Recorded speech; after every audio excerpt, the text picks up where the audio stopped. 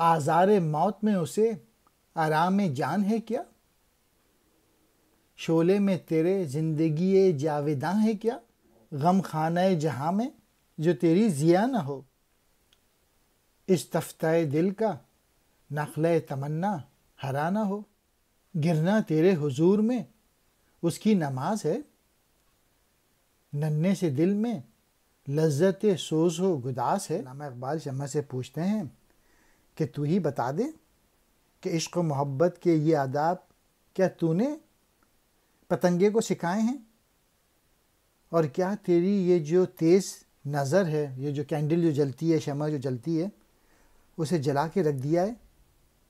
کیا تیرے شعلے میں حیات جاویداں ہے کہ وہ اس طرح سے موت قبول کرنے کے لیے تیار ہو جاتا ہے؟